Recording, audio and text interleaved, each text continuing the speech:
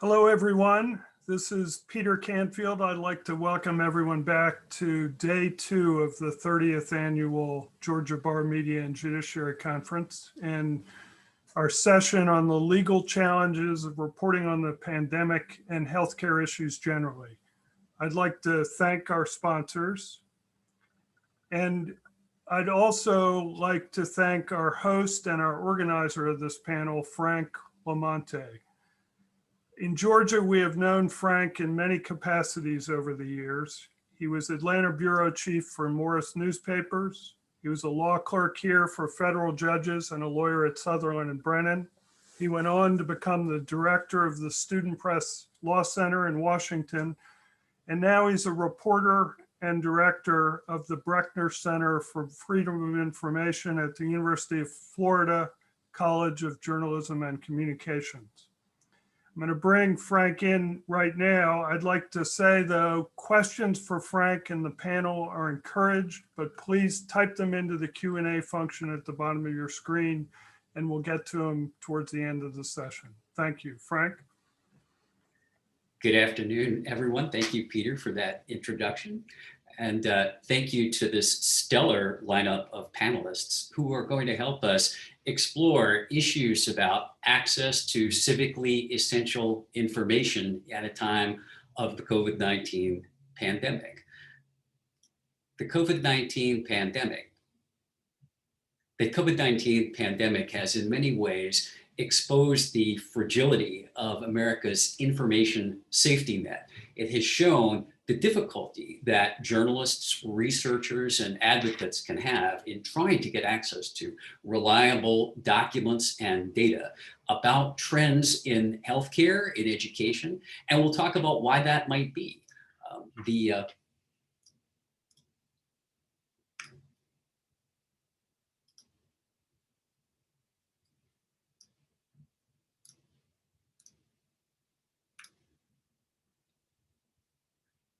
Joining us to share their expertise and their experiences with working to liberate data about the COVID-19 pandemic are an array of journalists and attorneys from around the country who've worked in this area. Alexis Madrigal is a journalist in Oakland, California, staff writer at The Atlantic and co-founder of the COVID-19 Tracking Project.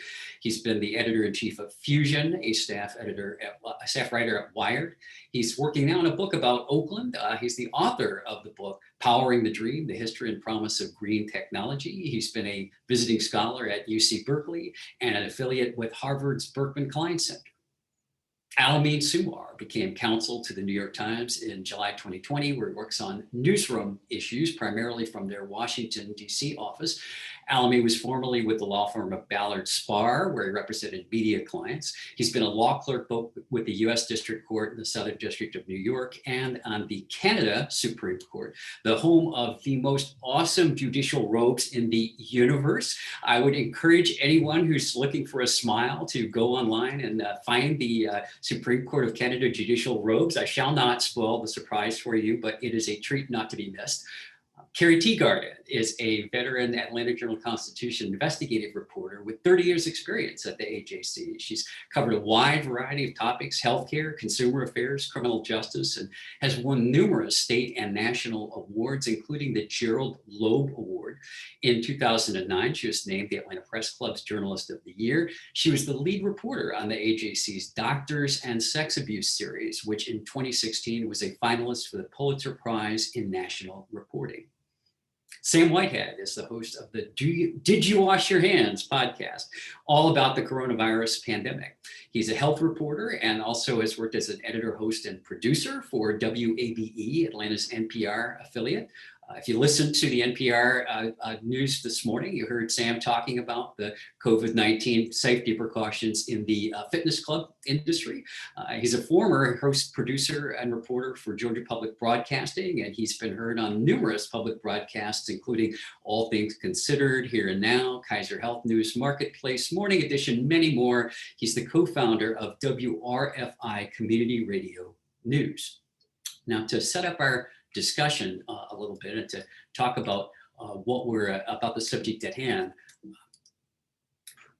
The difficulty of gaining access to reliable data about COVID-19 had its Cecil B. DeMille Hollywood moment recently when Saturday Night Live's Pete Davidson portrayed New York Governor Andrew Cuomo grudgingly apologizing for inaccuracies in that state's reporting of fatalities among the nursing home patients, which may have understated the toll of COVID-19 in nursing homes by as much as 50%. Around the country, researchers and journalists have been forced to go to court to try to obtain accurate, up-to-date information about who has COVID-19 and where these cases are occurring. There are no fewer than 3 lawsuits have been filed against agencies in the state of Florida, 2 by news organizations, 1 by the nonprofit Southern Poverty Law Center, trying to get information about where COVID-19 cases are happening and what safety precautions agencies did and did not take to be prepared to respond to the pandemic. A couple of privacy laws come into play in this discussion, and we'll talk about whether they do or don't apply to the type of data that these journalists need for their jobs. Hipaa, the Health Insurance Portability Accountability Act, and by the way, it really is spelled with 1 P and 2 A's. Hipaa is a statute that imposes penalties on healthcare providers or health plans for disclosing individually identifiable health information without consent. The Family Educational Rights and Privacy Act, or FERPA, is a federal statute that requires educational institutions that accept federal funding to maintain a policy of safeguarding their centrally maintained education records that contain personally identifiable information. And journalists at times run against each of these statutes as an obstacle in their news gathering and reporting. So to get us started, let me invite first Carrie and then Sam to sort of share their experiences with gathering data and documents about the COVID-19 pandemic, obstacles they've run into, and maybe some workarounds that they've developed in order to be able to tell important stories. Carrie, why don't you start? Hi, everyone. Thank you so much for joining us for this discussion, which I hope you find interesting. I would say that from the very, very start, getting good information was a huge challenge for us and a matter of great frustration.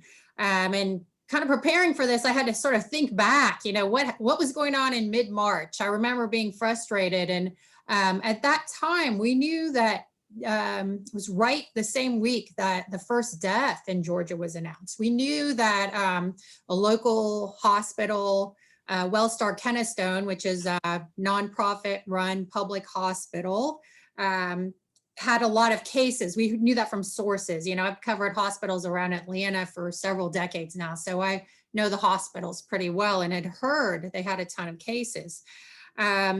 So I'm just reaching out to them, assuming that they're going to tell us about that. And guess what? They had no interest at all in telling us anything about how many cases they had. And I was actually pretty shocked given what we were dealing with.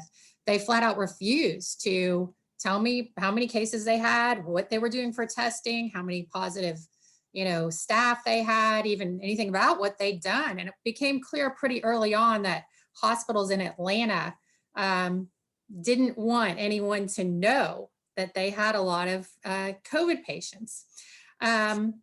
So I was kind of pushing back on them about that, and then got a call from the governor's office telling me, you know, why don't you give these guys a break? You know, they've got their hands full. And I was just really exasperated at that. Was told by Wellstar, well, you know, you're going to hear from the governor later tonight about, you know, answer your questions. And what we actually got instead was a statement from the governor's office that went out to the whole state saying, we will continue to operate with transparency, but we ask all members of the public and the media to respect the privacy of patients. And, you know, it's important to note that under penalty of law, hospitals and other healthcare providers are not allowed to share private health information. It's not private health information to tell us how many COVID patients you have. We would have thought that maybe that would kind of be worked out, that everyone would understand that it was important for people in Atlanta to know, hey, this is real. We've got dozens of people at our hospitals, you know, stay home, do what people are telling you.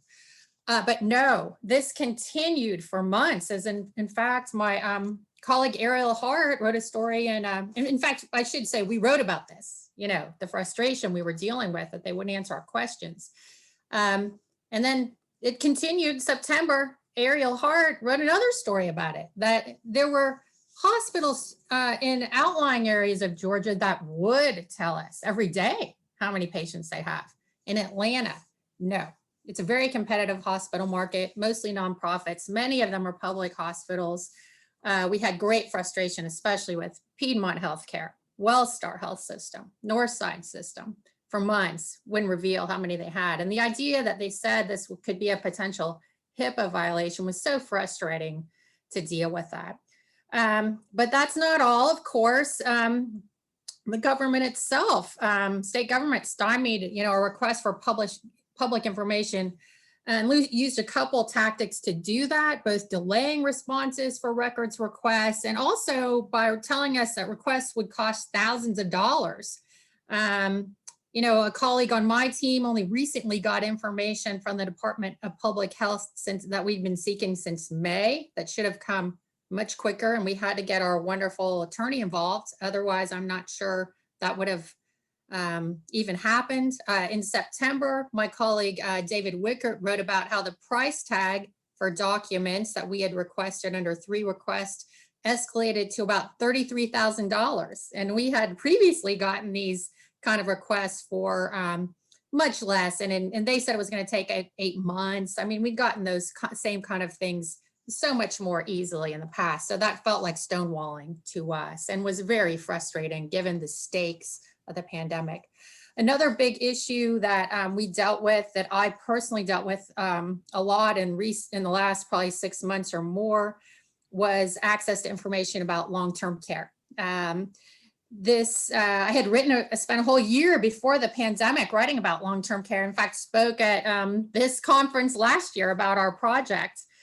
It was about the most dangerous place you could be, and yet getting the information was so difficult. We knew very early on in April that an Augusta home had 74 residents and 20 staff positive, 4 had died. At the time, the state was saying was nowhere near that. They were reporting 1 case. We had so many other examples like that. After we started writing about that, the state did require daily reporting by every long-term care facility after we kind of, put some pressure on that issue. But so often we found over and over again that those reports were not complete. Facilities would often drop off, even though they were supposed to be on there every day. And the problem with that is families were relying on that information. And so, there was the family one that I wrote about, just one of many examples, family of Mr. Charles Howard, who was monitoring that to see, they couldn't get anyone at the facility to answer the phone. So they were bird dogging that and kept seeing that no cases. They were told their father was testing negative, but then they were hearing also that he had a high fever. When he finally got to the hospital after they got super scared, well, he had COVID. We reported on this issue that they weren't reporting to the state as required.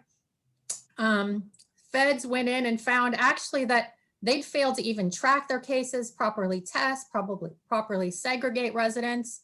Mr. Charles Howard died within a couple weeks after we first heard from his son, and so did 29 other people at this facility, if not more. We often raised with the state that the information in these reports wasn't accurate, was incomplete, was changing every day, and it was brushed off as not serious. We've had great difficulty getting information from the Department of Community Health that oversees these facilities. In the year previous, when we were reporting for our project, and in the past year, and we believe that so many places are having horrible conditions that are being covered up. And to be quite honest, that's what keeps me very busy during the day, is trying to ferret all that out. But it's also what really keeps me up at night, thinking about all the residents and families I've heard of and what might really be going on there. Sam, how about yourself and your own reporting experiences? Yeah, and I just want to shout out Carrie and the folks at the AJC for when they have hit these substantial roadblocks, for covering those roadblocks themselves in stories. Like, I think that's done a lot to really push and help people in newsrooms like myself, public radio, we don't have the resources that our paper of record does. So a few challenges that I have faced, I would say that the first one that's probably bothered me the most is just the lack of access to public officials in public spaces. So Georgia's Department of Public Health normally has a board meeting every month and has for years and years. And over the course of the pandemic, those have completely gone away. And so not only is that a lost opportunity for members of the public to go and see what our public health agency is doing, but those are often great opportunities for reporters like myself to go ask these people in positions of power in public health questions. And then really specifically to ask people who work in public health who are very knowledgeable, but aren't kind of agency heads. Georgia has a state epidemiologist, for example, who is great. But she is someone who is kind of impossible to reach because she's not at these meetings. And so, especially for someone in radio where like, I really do need an opportunity to go see someone in person, that's going to be, make my work the best. Not having access to that has been just a real challenge. And I'm just kind of waiting for those meetings to kick back up again to be able to get that access. On that DPH line, one thing that we have reached out to our public health agency about, I don't know if they put these reports out anymore. They did for a while. They were releasing kind of generalized reports on outbreaks. They would say, oh, we tracked X number of new outbreaks this week.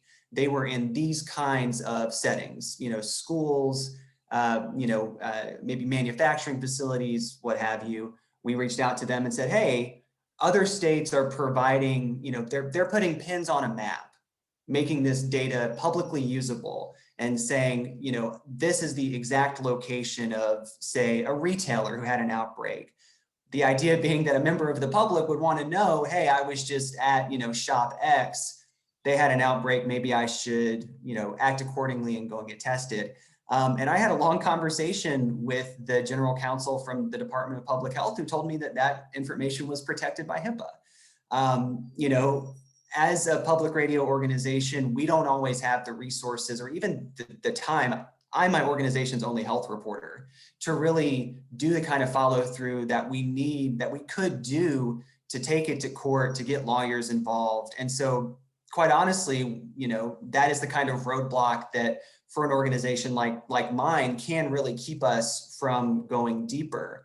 One of the things that I've really come to appreciate over the course of the pandemic, in a way I don't think I did before, was that, I think of health reporting as really like a team sport in that, it takes organizations like the AJC that have the resources to really kind of maybe push through these roadblocks and open them up for other organizations like mine.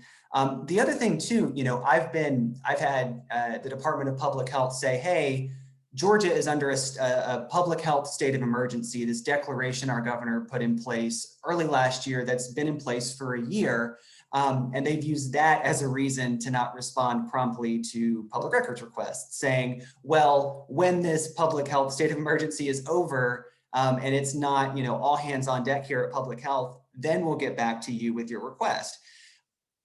At first, when I first kind of got that pushback, that was very frustrating to me because I thought, man, this story is going to come and go and I'm not going to be able to tell it.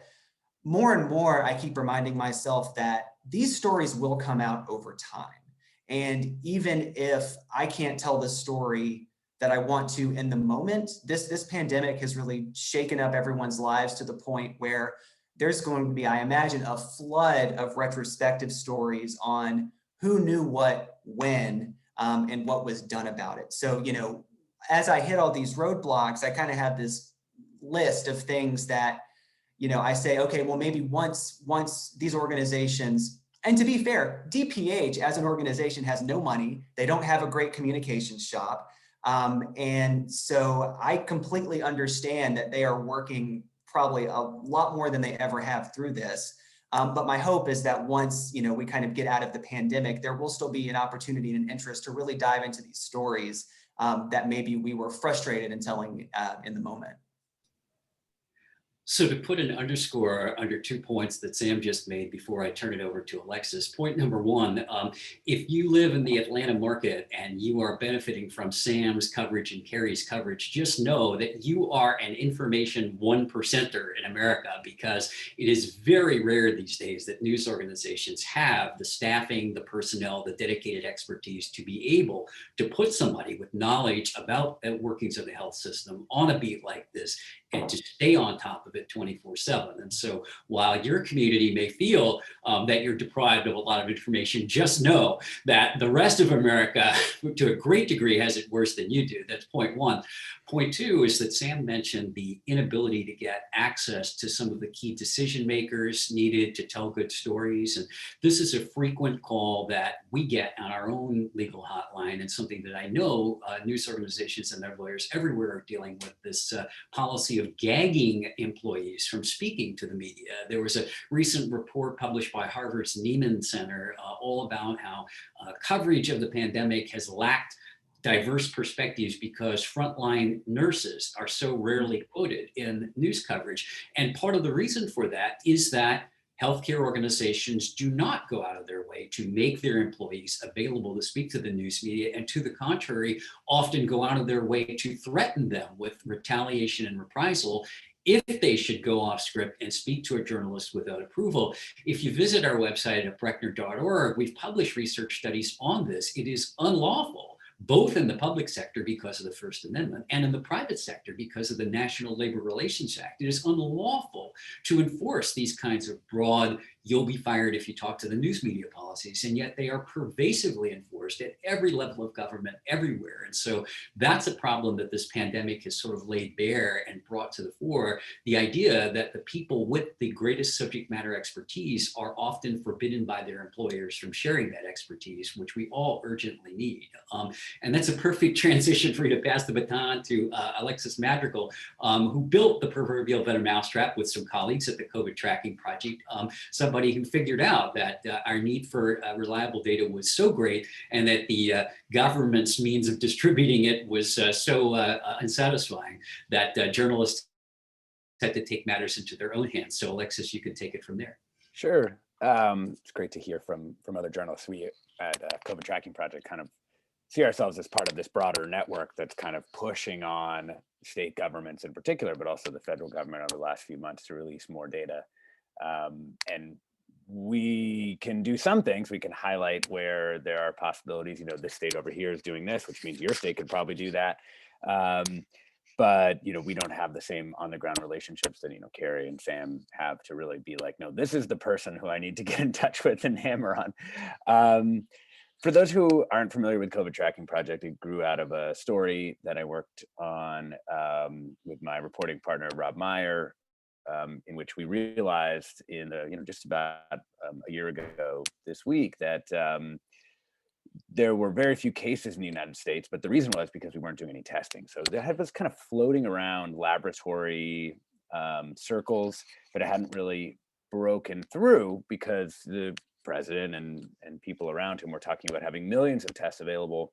But by March 6th of last year, fewer than 2,000 people had been tested in the United States, which is why we were blindsided in March. You know, probably by the time we published our story, when 2,000 people had been tested, there were probably hundreds of thousands of infections already in America. So, you know, really just like a crucial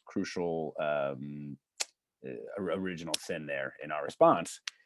But in the process of doing that data collection, one of the things that we realized was that was not available from any federal source, and that at the state level, there was a substantial amount of work to be done just to start standardizing the way that states were reporting what they were doing. And one of the interesting things is we began the project beginning that states had what we wanted, but just weren't disclosing it, or at least that the federal government had what we wanted, but weren't disclosing it. And I think through time, one of the things that we have discovered is that most of the time, what's really happening is they don't actually have it, or they don't know what's in the data. So they've got a data set of some kind, but it actually takes a lot of work to figure out what counties, hospitals, states, et cetera, are reporting in. So, if we take what to me is the best example of sort of improvement of data at the state and federal level and the hospitalization data that we now have. I mean, the process of getting from some hospitals are reporting in to tell us how many people are in the hospital with COVID to, we can trust this data and this really works. We're talking 4 or 5 months of like grinding dozens of people working on it kind of work. And I think what it really highlights is just on a systems level, how little we had ready to go here. I think there was an assumption that because some diseases are required to be reported by county and state health departments into the CDC, that there was an infrastructure that could be built upon. And that's kind of true, but not really. People weren't prepared for the volume. They weren't prepared to report this data. Something which I think maybe most health reporters knew, but I don't think a lot of other people do, that flu deaths are not actually required to be reported to the CDC except for people under 18. So that is kind of, when you look at pandemic preparedness plans going into this and you look at sort of, well, what were their plans for data? There's really this assumption that the data will be there somehow, like that we'll know how many cases there are in a given place, and a good number, not just like what we have now, which is, some percentage of the total number of infections. There's just basically just an assumption that we'll somehow get the data. And I think when you look across the whole pandemic timeline, I think you see what an enormous failure this was, because state agencies, local politicians, national players were all basically counting on this sort of base layer of data to make decisions. And when it wasn't there, they kept making the decisions as if the data was there, but they didn't, it had no basis in reality, particularly in the spring. People really just acted as if the case numbers they were seeing or hospital numbers they were seeing, or whatever, were actually the accurate statistics, but they were not. And we saw it all the way up into when you think about the way the vaccine rollout was built, right? Basically, you were going to have the feds have this quite complex inventory management system running between the vaccine manufacturers, the states, the local health departments, and then back to the federal government. And it was going to be this quite complex set of feedback loops, which were going to sort of lead to the disbursement of like more vaccine doses. And I think one of the things that was really brutal to watch was going, those pipelines aren't going to work to do that. And then in fact, they did not. And that's why the rollout was so botched. We had built these complex logistics on the back of this, these data systems that really weren't up to the task. So I think, we could show COVID tracking project here, but, just it's covidtracking.com. I think what we tried to do was fill the gap. We're actually winding down data collection on March 7th. And one of the major reasons is at the end of the day, you can't actually stitch together national data sets from states. You need the federal government to play this role. And I think to the extent that we were able to draw attention to the issues at both the state level and national level, I think what we did was extremely useful. But at the end of the day, like the only people who can really do this are inside the federal government to provide data that's like standard and relatively clean. And we're planning on spending the next few months making sure that we're able to publish all the accountability sort of work that we'd like to do, so that the federal government knows, for example, how bad the testing data is in 5 states in particular. And we feel like our energy is now, there's a sort of functioning bureaucracy right now at HHS, and we feel like our energy is best spent and our research time making sure that we've highlighted every problem in the federal data, instead of trying to go across 56 jurisdictions and shake out every problem in a standardized way. It's just, so that's where we're at with COVID tracking project. It's been a different set of issues than I think an investigative reporter would encounter. At the same time, we've had to develop the same kinds of relationships through time with different health departments. We've made, I don't know, probably 1,000 contacts with state health officials at this point, just trying to ferret out, what does this data mean? How does it work? Where's it coming from? Over and over and over and over again for every type of data. And then trying to get that into the hands of the people who need to know those things. So if I visit the COVID Tracking Project website, which has become the go-to website for a lot of journalists and researchers and just curious members of the general public, where is that data coming from? Where are you getting that data? And how are you reassuring yourselves that it is reliable enough to distribute? Well, I think the productive tension inside the project has always been providing the data, but criticizing it harshly. I think, most data projects try and convince you their data is really great. I think we took the opposite stance, that we needed to make sure people knew where how many gaps there really are and how hard it is to make comparisons between states. The data all comes from the states themselves. We now have some federal data on the site, but what we've done essentially is through time built systems for, it's really been human scraping. So when we talk about scraping, usually we're talking about, using software to go pull numbers from websites. It just turns out it doesn't work very well for the kind of stuff that we're looking at, or at least for a big chunk of the data points that we're looking for. So we built like a human scraping system that runs data shifts, goes to every single state website. I think we track about 800 data points now. So there's a human being, actually there's a few, there's a checker, there's a double checker, and there's a shift lead who kind of approximates sort of a fact checking kind of apparatus for us. So there's multiple sets of eyes, and we do have some automation running in the background too, to make some of that data collection easier. So that's really where it comes from. But I have to say, I mean, it's not really feasible for most newsrooms to do this. I mean, we have, at this point, we've raised almost $2 million. We have 30 staffers and we have hundreds of volunteers. But that's really what it took to do this even medium effectively. I think the task that is represented by data collection outside the government is enormous, because you have to do all this standardization research from the wrong end of the data pipeline. I mean, I know the New York Times has encountered like a ton of the same issues, and it's really brutal. And it's not, I mean, at the end of the day, it's not we shouldn't be doing this. We should be doing this sort of stuff Carrie's doing, tracking down the stories behind, that the federal government, state government should be providing data. We should use that to be able to find the stories. This is actually not a great role for us. I think the Times in particular, and I think we've done a good job of filling the gap. But honestly, it's resources that could have been spent in other ways too. And it's been a very long year. I'm glad we were there to do it. And I'm also, I'm glad that the feds appear to have finally really absorbed that they need to do it themselves. It's been a long year might be a good sign-off line for us. Alexis, if you would just check, a couple people are picking up some background noise. I don't know if you have a cat walking across your keyboard, but there's some clacking going on. Sorry. Yeah. Sorry about that. That's a good invitation for us to actually ask the New York Times' lawyer about what's being reported, what's coming across his desk.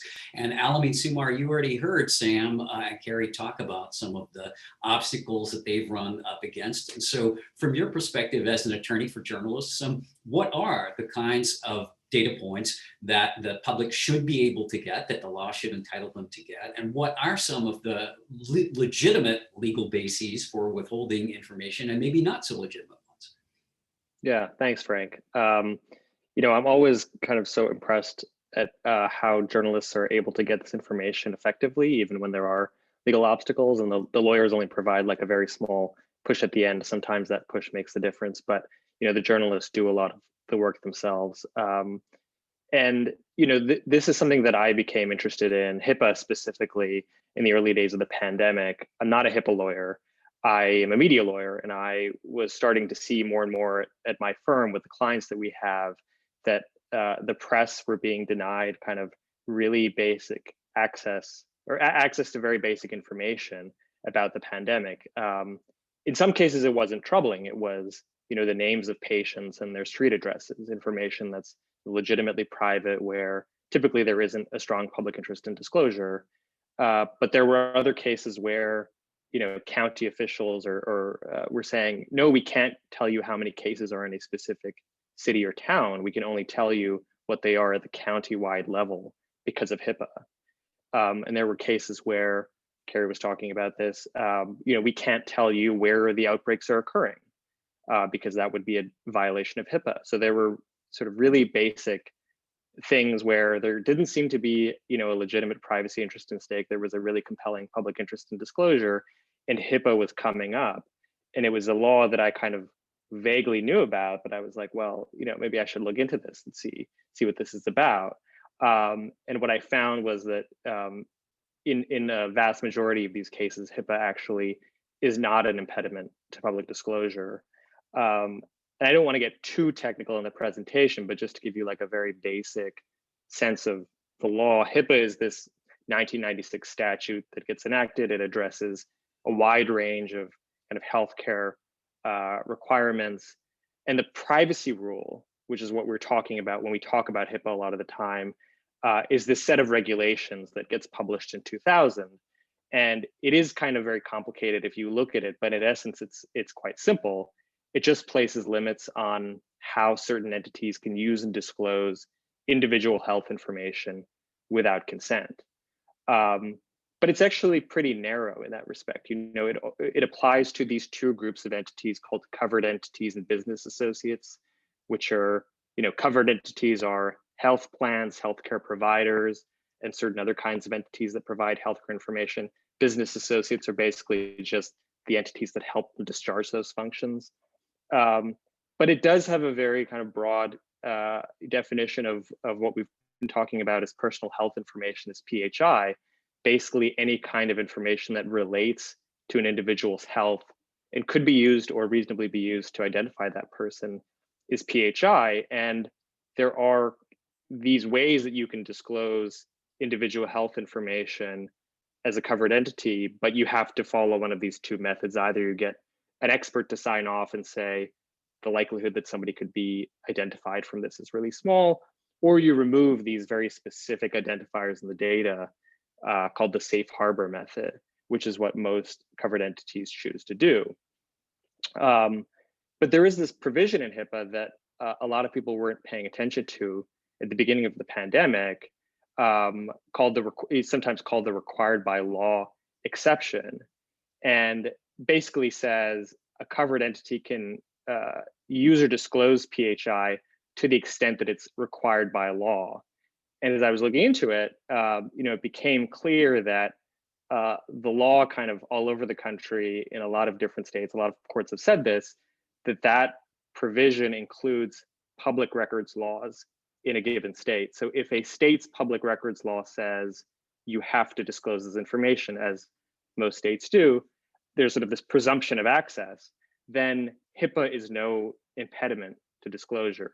That is to say, when it comes to public records laws, HIPAA doesn't add anything to what the state's public records law does. If under the state's public records law, the information has to be disclosed, then HIPAA doesn't have anything to say about it. If the state's law does, for some reason, forbid disclosure of the information or give the agency discretion to withhold it, then HIPAA is technically in play, but again, it's not actually adding anything. And I mean, the thing to note is that just because HIPAA doesn't apply doesn't mean that all of this stuff becomes public. There are still privacy exemptions in state laws that courts have been applying for decades, where there is this careful balancing done between the public interest in disclosure and the private interest in the information. And there are kind of a handful of states where there are actually kind of stringent provisions that forbid disclosure of certain kinds of health information. Like Arizona has something like that. And so the required by law provision doesn't really help you there. But there are other things that you can say and that I've said, and I haven't actually been involved in any litigation where HIPAA's come up, but it comes up all the time in these informal requests that you make to agencies. And I think sometimes they really are using HIPAA in a cynical way not to release data that would embarrass them. Sometimes they just don't understand HIPAA. And if you educate them and you help them see why they're wrong, you can actually get somewhere. And so it's worked some of the time. It hasn't always worked. But you can go back and say, hey, what I'm asking for here is really not PHI, because there's no reasonable way that you could identify somebody from this. And all of these 18 identifiers under the safe harbor method have been removed. So you're allowed to disclose it to me, it's no problem. You can tell the agency that you're requesting the information from, if it's true, and this has been true in some cases, that it's actually not a covered entity. As I said before, the definition of what a covered entity is actually very narrow. And so there are some government agencies that count as covered entities because they're in the business of directly providing healthcare. But there are a lot of government agencies that are not, or components of them that are not. Just because you are gathering information about the coronavirus or from sort of other agencies within the government doesn't make you a covered entity. And so again, HIPAA just doesn't apply to a disclosure like that. And there's also this interesting exception in the law where, it basically just doesn't apply if disclosure is necessary to prevent or lessen a serious and imminent threat to the health or safety of a person or the public. And so in a lot of these cases where people are trying to make decisions about, well, is it safe to go to this place? Is it safe that, there was a podcast actually this week, The Daily, talked about, a woman whose mother had died in a nursing home where, she didn't actually know that people were coming into the facility who had COVID. That's sort of exactly the kind of situation that this exception contemplates, that we just need to have this information so we can make very basic decisions about our own health and the health of others. And I could go on and talk about kind of other HIPAA myths, because I've seen so much on Twitter and so much in the news where public officials talking about, you can't do this because of HIPAA, you can't publish that even though you've lawfully obtained it. I'm happy to talk about it, but I feel like I've talked for a while, so I'll leave it there. Yeah, well, to amplify on what Al-Amyn said, and by the way, those who are registered attendees should have gotten a link to the excellent recent article that he published in the Journal of Civic Information addressing this subject that will help take some of the mythology out of HIPAA and maybe give you some guidance on complying with it.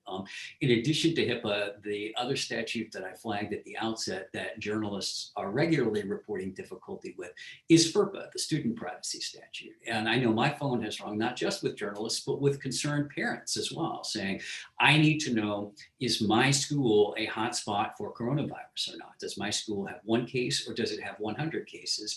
And I'm having difficulty getting that data. It became, especially in the early days of the pandemic, it became kind of the default position in a number of states that they would report the data at best a district-wide level and not a school building by school building level. And of course, if you're a parent trying to decide whether it's safe to send your child back for face-to-face education, district level data is not especially useful to you. You want to know, my child's building, is it safe or is it unsafe? And Ferpa privacy was generally cited as the reason for suppressing that data.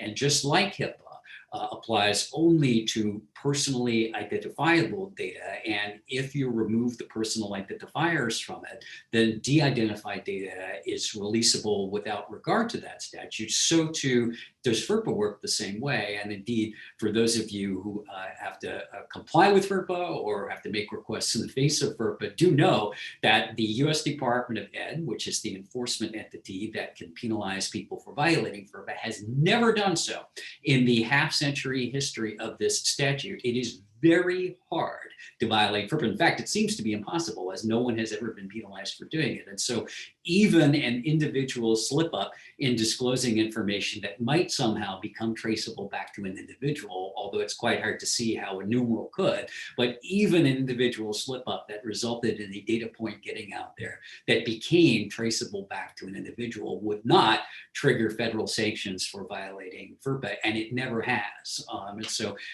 there's quite a lot of mythology about that statute as well.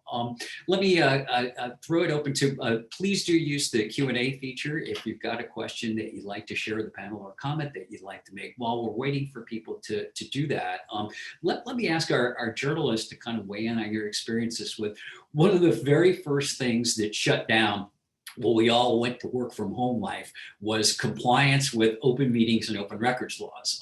And government agencies have been struggling to figure out, how do we comply with things like the Georgia Open Records and Open Meetings Act when everything is being done remotely? And it became even more challenging than it usually is to get a request for public records fulfilled. And so can you talk a little bit about your experiences there and maybe anything that you've developed in your practice to help you adapt to that new world?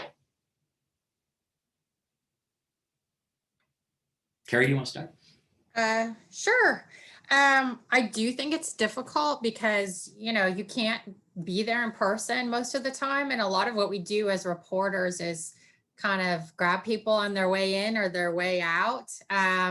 And so it's very easy for people to avoid you when you can't be physically in their presence. And I find that pretty challenging, just to, you know, to try to get people to talk to me, especially on when they don't necessarily feel like it. I mean, that's been hard for just finding, you know, anyone or just doing interviews. It's very challenging. And as I mentioned before, we've just had a lot of challenges related to getting open records responses fulfilled. And some for the same reason that Sam mentioned, like, oh, well, there's new rules because we're in an emergency. Well, that's not legal, but it's hard to push back on that. And I think another thing that's difficult for us as journalists is there's so much going on. There are so many stories that we need to get to. And so it's kind of hard to fight the fight. You know, you just, and you needed the information that day. You know, I needed to know how many people were at Kennestone and Northside and Piedmont, Atlanta that day. And so, you know, to fight about it and find out 3 weeks later, well, it's totally changed. I mean, sometimes you start a story in the morning, by midday, it was totally changed. And so when people take, you know, days to get back to you, when they get back to you that late, it's irrelevant. The information, the situation is totally different. I'm sure we all remember that, especially, you know, March and April. I mean, you know, they told you like 2 people died in the nursing home a week ago. Well, that, you know, again, it's not helpful if you can't find out what's going on immediately. And why not tell people? I mean, why not be open? I mean, you know, we had some really great examples of hospitals in Georgia that were really struggling because they had so many patients and they had no PPE and they weren't getting the support. And they were so open with us. Mm-hmm. Helped them, but it also helped the public understand, oh my God, this is really bad. You know, Albany, Georgia was getting hammered. That poor hospital. I mean, and they opened their hearts to us and they let their doctors talk to us. You know, just earlier, I lose track of the months, just mid-January, Northeast Georgia Hospital in Gainesville, they sat down with me and let 3 of their doctors just tell me what it was like. Well, it was one of the most well-written stories I've done, well-read stories I've done through the pandemic. People really kind of wanted to know and were just shocked by what these healthcare providers have been going through. So I think just the fact of that we've seen so many officials and institutions, healthcare institutions, shut down is really disappointing, sad, and if they're doing it for business reasons, just extremely disappointing. Sam? Yeah, well, and maybe just for a little bit of context here, I mean, for folks who, I know we've had a lot of people who are like now just covering healthcare because of the pandemic, but hospitals open books anyway. I mean, hospitals and the Department of Public Health were not great to work with prior to the pandemic. And that's only kind of intensified. The thing that I have found very hard to just kind of navigate on a personal level and when it comes to doing my job is hearing from agencies and organizations just about how busy they are. And I certainly, person to person, I have never been busier at my job than I have in the last year. I get that someone is swamped. And it makes it hard sometimes to really go that extra mile and just push for something because you're talking to the one person who's getting that same push from 12 different media organizations who all want different things. And so, you know, it's hard. It's this kind of added kind of calculus you have to do of, well, how much is this person that I'm looking for this information from really overwhelmed versus how much are they using that, and is their organization using that as a reason to not give me what, you know, I feel like I deserve and the public deserves. And, you know, certainly these are, I hate using this word, these are unprecedented times for everybody. I do, just kind of on a personal level, understand that there are organizations, and especially, you know, public agencies that have just never had this kind of pressure put on them before, and are doing it with fewer resources than they've had in the past. And so I found it just personally hard to kind of navigate that. Let me ask Alexis to sort of weigh in on something. One of the data points that was especially elusive in early days of the pandemic, that I know that you and COVID tracking projects sort of helped to shine a light on, was racial makeup of the population of people who were testing positive. That was a data point that was quite difficult to get early on. Can you explain a little bit about, just from a public policy perspective, why is it important that we know the answer to these questions? Why is it important, other than idle curiosity and journalist satisfaction, why is it important that we know the distribution of these cases? Well, I think, you know, in our case, our role was more like pressing on state health departments to release that information. And they said they didn't want to for a variety of reasons. And I think it just took, you know, some consistent application of effort to get them to do it. And now pretty much everyone does, although, you know, with sort of varying quality. A lot of the reason that some state health departments gave us for not wanting to release the data is they don't have it for everyone. It's sort of a long-standing problem that for health data, race and ethnicity are incompletely filled out. And I'll get to the why in a second. But, you know, that varies wildly between states. Texas is kind of the outlier on the sort of bad end of things, releasing very little race and ethnicity data. And then some other states have actually done quite well and capture it for almost everybody. The reason it's important is particularly when you take in age adjustments that CDC has been able to do, the risk for, in particular, Black people, Latin communities, has been substantially higher on an age-adjusted basis. So, you know, the chance that you're going to die if you're 50 years old is pretty low if you're white, if you're Black, if you're Native American, if you're Mexican, it's quite substantially higher. So that's important to know. And there's a lot of research that still needs to be done. Unlike, is it because of the sort of occupational status of people? Is it because of the density in which people are living, like that? No, and I don't mean density like number of people per square mile. I mean density like number of people per room in a house. That seems to have been a really big part of the spread, particularly in Los Angeles. There's a lot of things that that can be learned and that kind of must be learned. I think if we want to avoid this pandemic, and you know, and I honestly think it's in everybody's interest. You know, whether people like it or not, we're all kind of in this pandemic together. Anybody can spread it to anybody.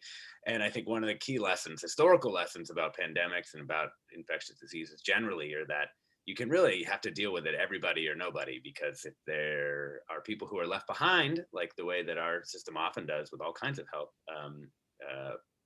problems, infectious diseases will bring it to everybody. So, you know, that's why it's important. I mean, it's important on every level. I think it's important on a justice level, and it's also important on just an epidemiological level, that you need to know who's getting sick. Let me pass on to Carrie and Sam. Quick question in the chat that you may or may not have the answer at your fingertips to. The question was, for these healthcare institutions, these hospitals, these nursing homes, these long-term care centers, are they under any kind of an affirmative legal obligation by the state of Georgia that they must update their numbers on a real-time basis or a daily basis? Do you know whether there is a duty imposed on them by statute or by regulation to keep submitting these counts? I'll just say that I think one thing that's caused confusion even for them is there are different reporting requirements to different reports and different agencies. And so like this daily report that we get access to and monitor really closely every day for long-term care, apparently there's no real requirement. They can't really get in trouble for not reporting to that, but they do have to let their local health departments know, kind of do an individual notification, and then they also have to report to NHSN at CDC. And so I think that's been part of the problem. And another thing we've noticed is, they report, you'll see one number in one data set, a completely different number in the other data set. Some people report to one, they don't report to the other. Kind of what Alexis said, there really isn't a good underpinning for all of that. So, and in part because of everything that's been going on, no one ever really gets in trouble for it. They started dinging some nursing homes with little fines, but I think, so it's complex. It's complex to answer that question because there are so many things that they're trying to collect with a system that didn't exist before. And just on the long-term care data that our state agency that manages them is collecting, that only reflects facilities of a certain size. That only reflects facilities that have a certain number of beds. And this is something that has just, I can't stop thinking about, because there are thousands, close to 10,000. I've had our state long-term care ombudsman tell me, people in beds in facilities that simply aren't required or aren't necessarily reporting this number to the state. And so even when we do have an agency which is, reporting substantial amounts of data, problems that exist there are still major gaps in actually understanding the kind of ground truth that comes from what they're reporting. Let me ask Al-Amyn to address something which may be our concluding question for this hour. Al-Amyn, you heard Sam talk about, in addition to access to data, there are concerns about access to people and places. And this is a call that I know I've received, maybe you have too at the New York Times. A videographer, a photojournalist will go out to a scene where news is happening. Maybe there are people lined up around the block to get their vaccines. And even though this is a public sidewalk or public street, they'll be told that they're forbidden from filming or shooting photos there. Can you talk a little bit about the access to gathering images in those spaces? Yeah. And like I was saying, there's been a lot of kind of, myths about HIPAA. That's one of them. I remember when President Trump had COVID, some of his officials were tweeting at journalists saying, well, how dare you disclose information about his condition? But, you're violating HIPAA. I think Richard Grinnell might have said that. And the answer is they were not violating HIPAA, and you're not violating HIPAA when you go to a public place and take photographs or talk to people or report information. HIPAA is not, and under the First Amendment actually cannot stop you from disclosing information that you've lawfully obtained. Even if you went into a hospital and somebody let you in there and you weren't trespassing or you weren't violating any laws, all of that stuff would be protected too. The problem comes up when, as a condition of entering health facilities or talking to people, you're asked to sign a contract or an agreement saying that you will abide by HIPAA in the same way that the hospital would. That's something that we've seen, and hospitals are actually right to ask for that in circumstances because the penalties for violating HIPAA are actually very stiff. And so that is sort of, something to be vigilant of. And if you're asked to sign something like that, you should, make sure you talk to your lawyer to vet it. And before you publish anything, to make sure that you're not violating HIPAA. But other than that, it can't stop you from publishing information or news gathering in a way that doesn't violate laws. Well, always talk to your lawyer is a great place for us to wrap up with. So I want to thank our expert panel, Alexis Madrigal, Al-Amyn Sumar, Carrie Tigardin, and Sam Whitehead for sharing their time and their expertise so generously with us. And Peter, with that, I think you can wrap us up and take us home. Great, thank you. Thank you very much, Frank, and thank you, panel. This has been a wonderful and very informative hour. Everyone, please join us again in 30 minutes when our next session will start. The lineup is on your screen. We're going to do a deep dive into elections in America and particularly in Georgia, which has become the focal point of the nation for that subject. But thank you again and look forward to seeing everybody in a half an hour.